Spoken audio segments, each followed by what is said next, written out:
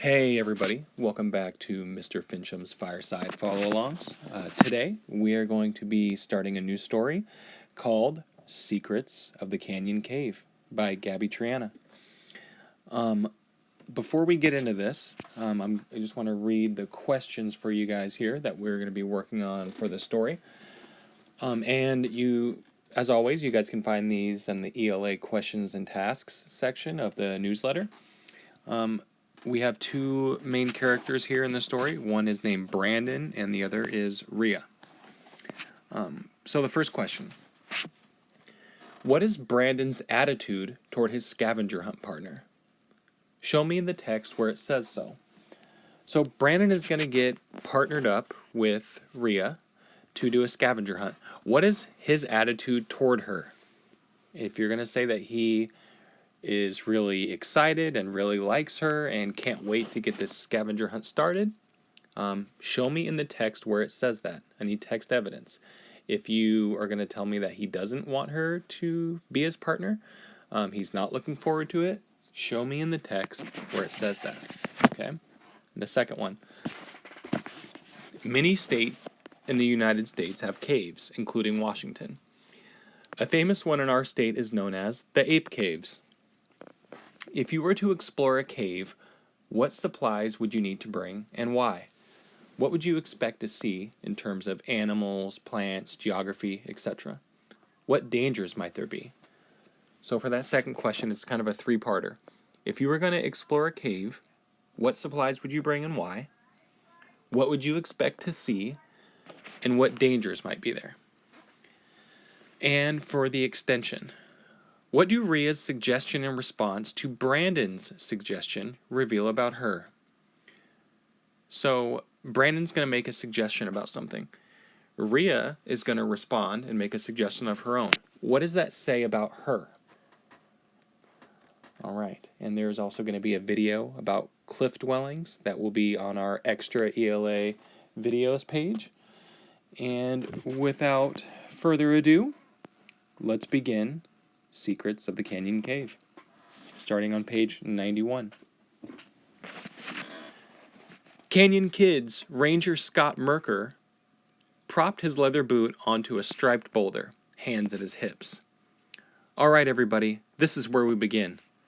Brandon Lay and his 11 hiking companions gathered around Ranger Merker, canteens and walking sticks clattering with anticipation.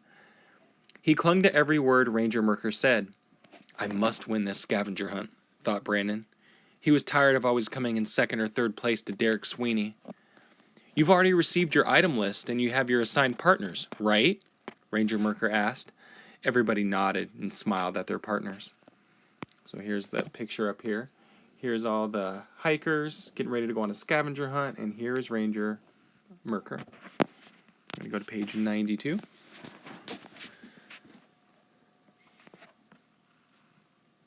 Brandon's gaze shifted slightly to his left, avoiding direct eye contact with Rhea Sanchez.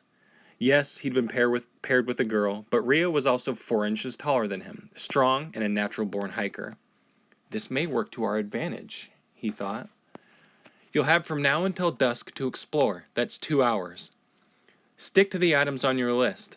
Don't bring back extra prickly pears and expect to get extra points. Any questions? Ranger Merker asked. Brandon looked around and raised his hand shyly. What if we find an item not on the list and we think it might be worth something? Behind him, Derek chuckled. Like what? Golden treasure? Brandon wanted to turn around and glare at him, but figured it was probably what Derek wanted, so instead, he ignored him. Actually, great question, Brandon, Ranger Merker said. If you do find something out of the ordinary, bring it back and we'll calculate its point value, okay? Brandon nodded, and Ranger Merker pulled out his phone and set a timer. Okay, guys, the southeast Utah canyons are yours. Go! Brandon turned to Rhea, who opened her map and pointed at some squiggly lines. Why don't we go this way? We could catch a view of these entrenched, meandering rivers at Gooseneck State Park. The pictures we take could be worth lots of points. Brandon cringed. But it'll take too long.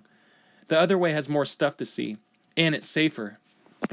Though it was true that the famous entrenched meanders were incredible geological phenomenon to behold. Rhea pouted. It's an easy hike, but fine, we'll go your way. So here's a picture of them looking at the map, trying to find their route. I'm going to go on to page 93. Here's a picture of them. We're going to come back and look at that in just a second. We're going to start here at the top paragraph. Okay.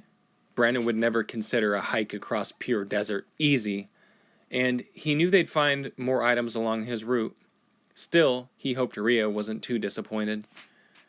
They headed west underneath clear blue skies, picking up samples of snakeweed and blackbrush, and snapping photos of cottontails and prairie dogs. There was something about walking in the wide open desert air, surrounded by rock formations older than time itself, that reminded Brandon of how the explorer Francisco Vasquez de Coronado must have felt while searching for the 7 golden cities of Cibola. Immensity, solitude, in unison with nature. In a word, incredible. After about an hour, it was time to start heading back. But then, Brandon spotted it. A thunderhead looming on the not-too-distant horizon. I thought it didn't rain in the Canyonlands, he said. It does in summer, Rhea said, but it's usually over quick. Let's find a place to hide. Brandon couldn't believe their luck. Not that he was afraid of a thunderstorm, but it was getting extremely close to dusk. Go that way. He pointed to the sandstone cliffs sloping down into the canyon. Maybe we'll find cover on the other side. Let's take a look at this picture here. Here is Rhea and Brandon. They are looking for some stuff on their scavenger hunt. And they see this little overhang here. And what do they see here? And remember, it's starting to rain a little bit, and the clouds are coming in, so they're trying to find a place to stay dry and kind of wait it out, right? All right, and now we're going to go on to page 94. So let's take a moment to look at this picture here. Here's Brandon, and here's Rhea. And as you guys can see, it is raining outside, right? So they found this part of the canyon that gives them a little cover, this overhang here. And what is it that they notice on the walls? Let's see what we can make out. Looks like a snake, an eyeball, maybe a frog or a lizard. This kind of looks like a ladder, or maybe like one of those bridges, a hand, a wheel. This looks like it might be a duck. What else do you guys see? Can you make out anything else in those drawings? All right, and now we're going to go on to page 95.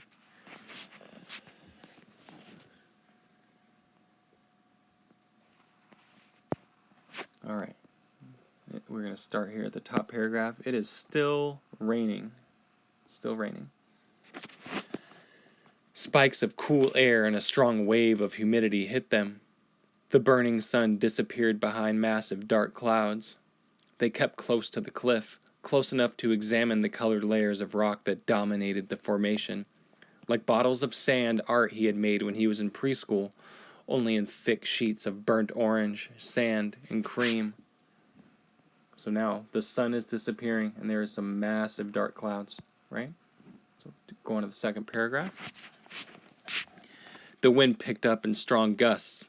Soon, biting pellets of heavy rain pelted them. Rhea shrieked, and Brandon urged her to move faster. A crack of thunder boomed across the canyon, but a minute after the rain began falling over the dry, rocky landscape, they slipped into an opening in the cliff. I'm soaked!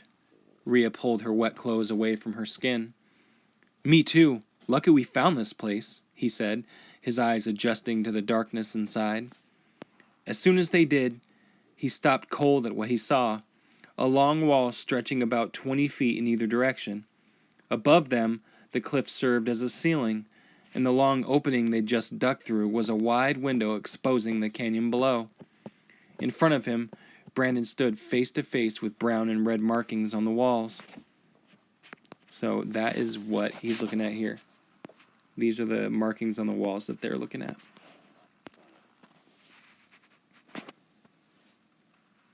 All right, now we're gonna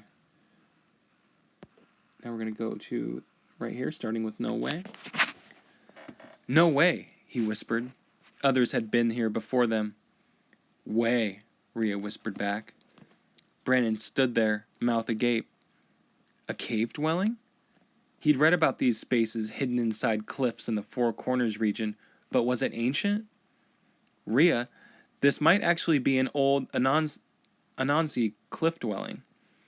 They were ancient Pueblo Indians, and, he looked around in wonder, they did stuff like this.